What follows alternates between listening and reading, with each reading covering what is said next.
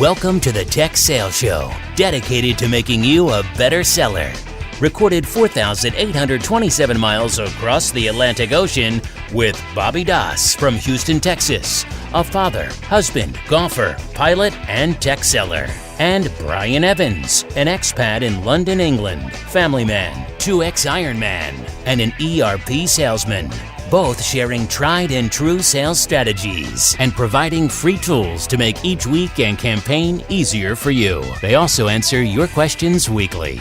Now, here is Bobby and Brian. Hey everyone, it's Brian from the Tech Sales Show. Thanks for joining.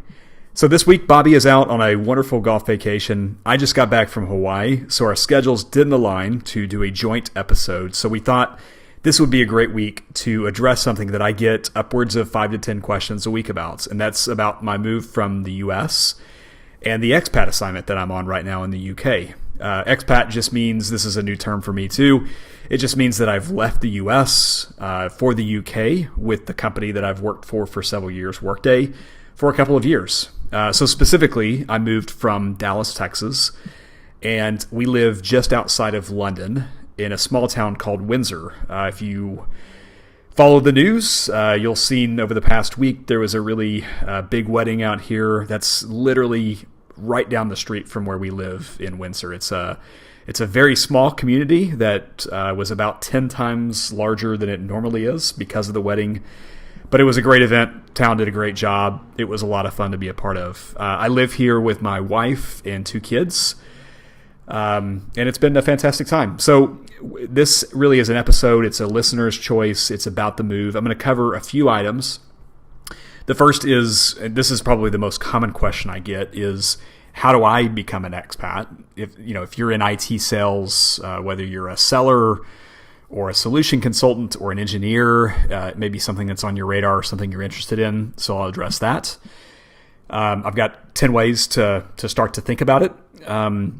And then the next 2 items I'll cover are the hardest and the best things about moving countries. As you would expect, there have been some challenging things and there have been some fantastic things. So I'll cover that off all in this episode. So let's jump right into it. The first topic is 10 ways to become an expat. So 10 things that you should be working on or thinking about. The first is obvious, and then they're going to get a little bit more nuanced. Is if the organization you work for, particularly if you work for a technology company that is a small, mid-sized company, you're probably expanding markets. Ideally, you're expanding markets to another English-speaking country or region. And that's an obvious first place to look, right? If you work for a major company, then it's likely you're already in some of these other countries, and they've already got, if you're an account executive, let's say, there's probably already 200 of you as that account executive in these other countries. So you're not going to really bring anything differentiated to those regions. So you're best to look for a new market, a new region that your company is moving to. So start put a feeler out on the news press and start looking for new regions that your company is expanding to. That's the first thing that you should be doing. The second thing, let's say that you're already very saturated across those different markets, is to look for product expansions. So let's say in the US, you piloted a product that took off, did really well, and now that it's done well in the US, maybe you already have a team of 1,000 people in Dublin, Ireland, or in the UK, in London, but maybe it's a new product that they don't have experience with there. It's a great opportunity to take your product experience in the States and then import that into another country or export that out to another country. So look for growth in products. So first, again, number 1 is look for expanding markets for your company. Number 2 is look for products that you may be rolling out to other parts of the world. Those are very quick ways typically to get that expat assignment. The third thing that you should be doing, and really should be doing all this in parallel, is building your network. This was incredibly important for me. You need to know who the country managers are, who the vice presidents are of these different regions. You need to build relationships with them. Do this through even things like LinkedIn, right? If you have Let's say that your organization has 1,000 people in the States. It's very likely that some of those people have a relationship with the country managers in these countries you're trying to get to. So search your LinkedIn network, look for people that may have joint relationships with those people that are leading and growing the business in these other regions, and ask for an introduction. We did a whole series on this, on how to kind of use LinkedIn to foster and build relationships. This is one of the ways that I use to expand beyond the U.S. The fourth piece of advice is to, and this is if you have, if you only speak English, then you should be looking for countries that may not be as obvious. The UK is a very obvious one. Ireland is not as obvious, but business is booming, especially in Dublin, Ireland. So if you look at, Microsoft, Google, Workday, there are tons of companies that are setting up massive European headquarters in Ireland. It's English speaking. It's a great, very portable way to move from the US to Ireland. The UK is obvious, of course. That tends to be the most common one. South Africa is not a very obvious one, but they speak English for the most part, and it's a very invested in region right now. It's a very fast-growing part of the world.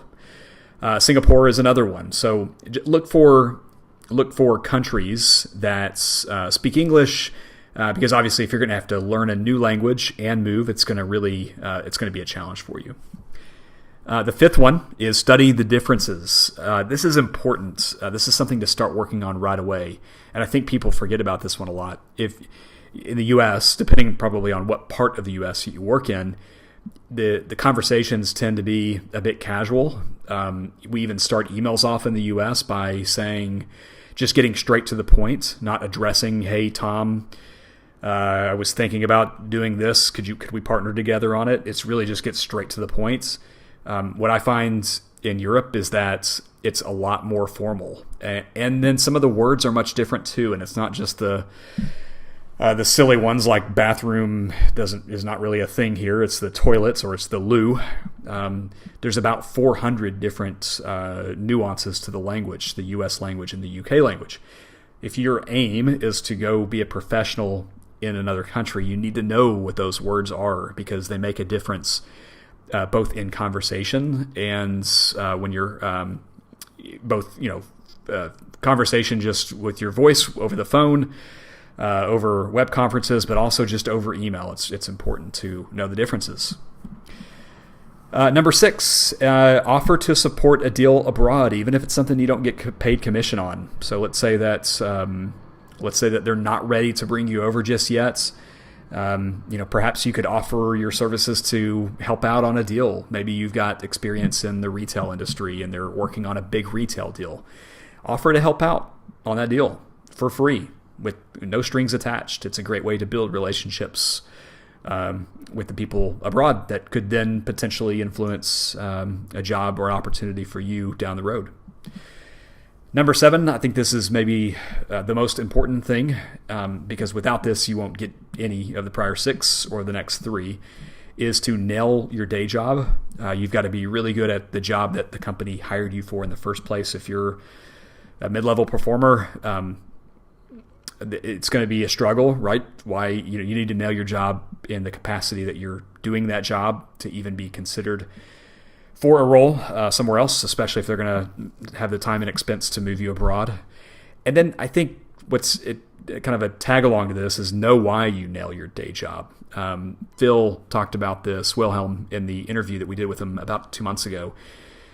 I talked about doing more of quote unquote that. Know why it is you're good at your day job, and and then the reason that's important is because what are you going to bring this new marketplace, this new region that you're expanding to, this new product that they may be moving out to another country? Be able to articulate that. You need to know it really well. Otherwise, they don't want just a top performer from the States. They want somebody that knows why they're a top performer from the States, and what you could bring that could be long lasting in those countries. They don't want you there forever. These entities and these countries want to hire people locally. They don't want to continue to bring people over from the U.S. It's expensive. not just from a salary standpoint. It's just expensive to move people across the country. You've got immigration issues, visa challenges, all that kind of stuff isn't free. So there are costs involved with that. So yeah, 7 is really know why you nail your day job, know what you can bring to the table is the 8th part of it. It's like why you nail your day job, understanding where they are in their maturity model, how you might be able to bring something new to the table that they may not be thinking about. Again, all with the end in mind. When you leave, you want it to be sustainable. If you're bringing a new skill set, you want that to be able to last. Number 9, if there's no expat package, move yourself. Of course, you're going to have visa challenges. You're going to have tax issues. Tax preparation for both U.S. and the U.K. is expensive.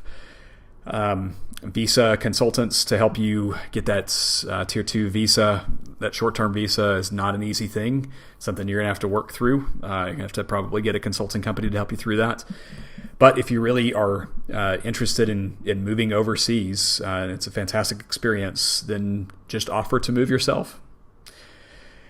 And then finally, number 10 is, let's say you're not getting traction on any of these items. I mean, there are several that you can be doing in tandem and should be doing in tandem. But just go visit that country and set up a one-on-one. If this is a country or a region that you could see yourself living in for 2 or 3 or 5 years, you probably take vacations there. So take a vacation there. Since you're going to be in town anyway, set up a one-on-one with the country manager or general manager there, someone that you could see yourself working for or hope to work for, and try to work to foster and build a relationship with. You got to keep it all with the long game in mind. These things don't happen fast. You've got to raise your hand early in it, and you've got to do a lot of the prep work, sometimes certainly months in advance, but probably years in advance. So that is 10 ways to become an expat. The second section I'll talk about are the hardest things about it. So just for context, we moved here for 2 years. We are halfway through our stay, actually just a little bit over halfway through our stay. This is probably the biggest single learning for me, is if you're married with kids, don't set too big a gap between when you move out and your family comes to join you. This was incredibly difficult for me. I should have anticipated this. I just didn't do a good job of anticipating this. I moved out, and then about 3 months later, they moved out. I did get to see them one time in those 3 months, but I've got a 13-year-old son and an 11-year-old daughter and my wife, and it was incredibly challenging to be that long without them.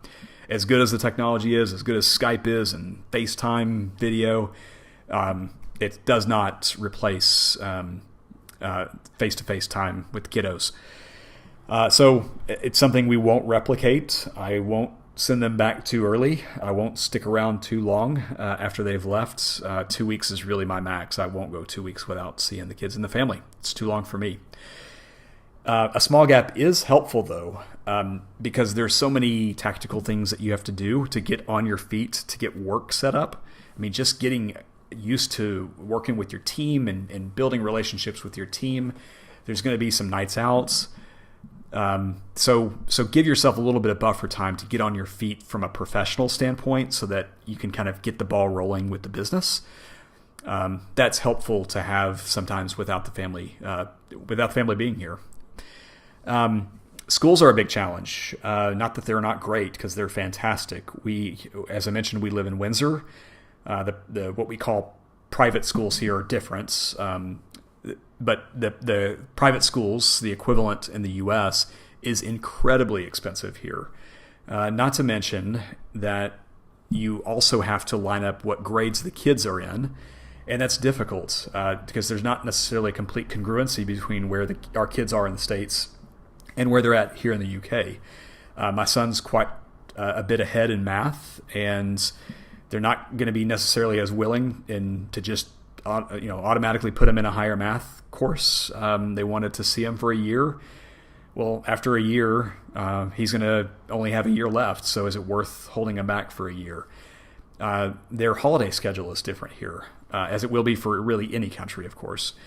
They have they really go effectively year-rounds with bigger breaks in between, whereas in the U.S., we're used to having a big, long summer and a big, long Christmas break here. It's a little bit different. So if you're trying to get back for the summer for a kids camp, or you want to take the kids back for Thanksgiving, the holidays don't land the same way here as they do in the States. And if you're in the school system, they're not going to be interested in letting you pull your kids out of school.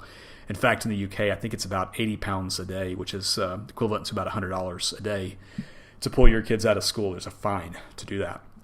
So we opted, that was a long story, long way to say, we opted to homeschool. My wife is a former teacher. There are amazing online programs. It's worked well for us because the kids have been able to travel with me for business, and they get to go explore while I go work. They also get to go home. They're going to go home for a month this summer. I'll go back for a couple of weeks. So we just have complete flexibility. We're able to take holidays whenever friends fly into town. We can go take a trip to Paris on the weekend and not worry about school on Monday or Tuesday. That's been incredibly flexible for us. Some of the other items, winters are tough here. This is specific to the UK. Winters are tough. It gets dark early here in the winter. So, from on the northern hemisphere, England is very high up, so it's higher than you might think. So it'll start getting dark sometimes in the late 3 o'clock hour, certainly in the early 4 o'clock p.m. hour in the wintertime. And then it doesn't start getting bright until sometimes 9, 10 o'clock in the morning. So winters are really challenging. They're cold. They're rainy. These are some of the tougher parts. I'll get some of the fun stuff here in a minute. We miss our friends dearly. We talk to them all the time. We text with them all the time. We try to get back to the States as often as possible. And we have a ton of people that come in to meet us and stay with us here in Windsor, which is great. The kids miss their friends. We miss our friends. And they say that the 6-month homesickness theory, that's a very true thing. When we hit the 6-month mark out here, we had some massive homesickness, so we decided to make a snap trip back home and go see the friends and the family. And the food is different too, right? So as you'd expect, there's not really queso here. There's not. If you know me, then you know I love a good snow cone. The food is just not the same. It's great. Don't get me wrong. We love it. We had an amazing meal this afternoon when we went out to Notting Hill. Had some street food out there that was amazing. Nothing we'd ever get at home. But there's something nice about having a nice barbecue back at home. All right, so the best things about the move. It's got to be the travel. The UK is effectively a launch pad for us, and I'll get to some of the great things about the UK. But from here, we've been able to go to Ireland 3 times, the Netherlands, Spain. We went skiing in Switzerland at the Matterhorn. We had lasagna in Italy on a ski run. We've been to France 3 times. I'm a huge cycling fan. I got to see the Tour de France live. We've been to Paris twice. It's an incredible city. I've never been there before. Now it's just a quick train ride. It's a 2-hour train ride for us to Paris. Wales is where my history runs back through. I was able to take my parents back to see the Evans gravestones back from 300 to 400 years ago, which was an incredible trip for us. These are things we'll never forget for as long as we live. We've got upcoming trips to Wales again. My son and I are going to go camping and cycling in Wales here in a few weeks. We've got a trip to France. We're going to watch the Tour de France. I'm going to take my son this time. We've got a extended weekend trip planned to Scotland. I've got a business trip out in Berlin. We've got a big trip in Italy coming in the fall. They call it the autumn here in the fall. We're going to fly into Pisa and then Florence and then Tuscany. And then the plan is, we've not fully vetted all this out, but the plan is to go to Austria and Germany for Christmas this year. So it's an amazing launch pad here in the UK. And I've not even mentioned the UK. I love London. London is my favorite city in the world. And it's not even close. The bridges, the people, how international it is. The London Tower is what drew us here in the first place, drew me here in the first place. Westminster Abbey. Today we went out to Notting Hill to see an open-air theater. The summertime is amazing, so we're big outdoors people. It gets light early. In fact, tomorrow morning it gets light at 4:54 in the morning, a.m. in the morning, and it stays dark late. I was out cycling tonight until about 8:30, and it was still very bright outside, 8:30 p.m. So the summertime is absolutely amazing. Highs kind of in the 70s. I'm a runner and a cyclist. I live 2 blocks from the Windsor Great Park. It's a 5,000 acre playground basically for cyclists and runners. I did a 100-mile bike race out in the East Midlands last weekend. It's just an incredible place for outdoors people. The English are big cyclists, big runners, so it's right up my alley.